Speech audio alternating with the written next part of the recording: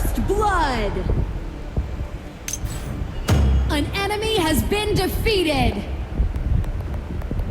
Double kill. Hôm nay mình sẽ dùng rat đi thử nha các bạn nha.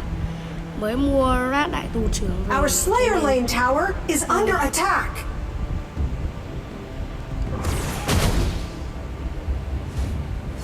Feel the burning flame. Ultimate. You have defeated an enemy. You have been defeated.